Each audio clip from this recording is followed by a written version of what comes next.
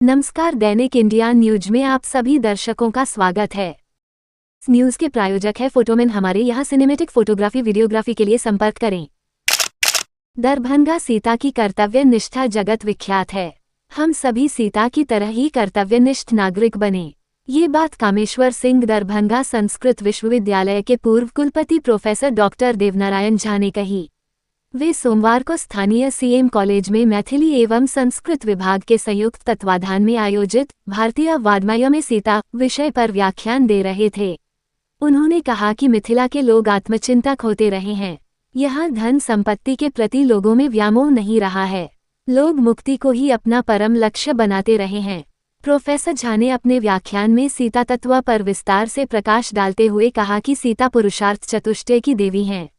धर्म, अर्थ, काम एवं मोक्ष सभी इनके माध्यम से प्राप्त करना संभव है। आचार, विचार, विद्या और त्याग की प्रतिमूर्ति है सीता। मनुष्य इनका अनुकरण करे तो सब कुछ प्राप्त करना संभव है। प्रोफेसर झा ने ऋग्वेद, अथर्ववेद, वेदांत, सांख्य दर्शन, पतंजलि योग दर्शन, सीतोपनिषद, भागवत आदि से उदाहरण देते हुए मिथिला शब्द के निर्माण और उससे मैथिली शब्द की निष्पत्ति को बताया।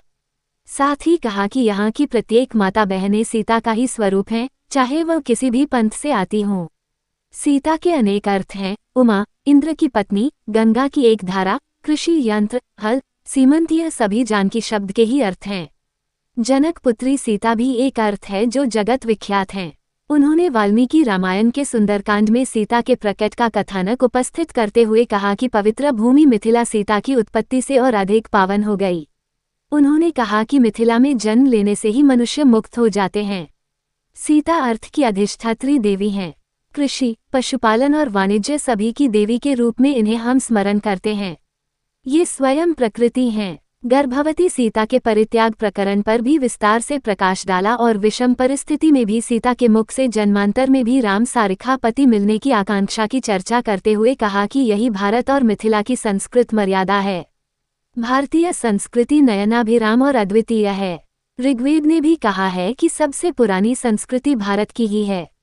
उन्होंने उपस्थित छात्र छात्राओं के समूह से कहा कि इस संसार में वही जीता है जो यश का भाग होता है। आप सभी यशस्वी बने ताकि अमरत्व प्राप्त कर सकें। मौके पर महाविद्यालय के प्रधानाचार्य डॉक्टर मुस्ताक अहमद ने स्वागत भाषण करते हुए कहा कि हम सभी सौभाग्यशाली हैं कि उस क्षेत्र में जन्मे हैं जो मां सीता की जन्मस्थली है। चाहे किसी भी धर्म के लोग हों, वे इस भूमि पर सांस ले रहे हैं जहां सीता का प्राकट्य हुआ। प्रधानाचार्य ने कहा कि आवश्यकता है कि हम जिस किसी भी चरित्र का सम्मान करें या उनके प्रति अपनी श्रद्धा निवेदित करें, उनके अनुरूप अपने चरित्र को भी विकसित करें। सीता की धरती पर उनका संदेश मानव जीवन खासकर आदि आबादी के लिए रहा है। उन मूल्यों को अगर हमने स्थापित किया तभी हम उन्हें पूजने के योग्य बन सकते हैं।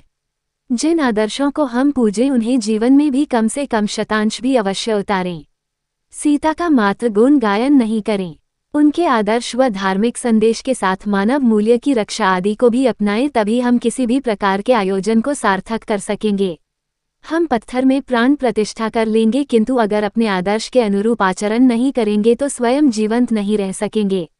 इस अवसर पर आयोजक की उपस्थिति करते हुए संस्कृत विभाग के अध्यक्ष डॉक्टर संजीत कुमार झा सरस ने कहा कि सीता ने मिथिला को अकाल सरीखी समस्या से उबरा।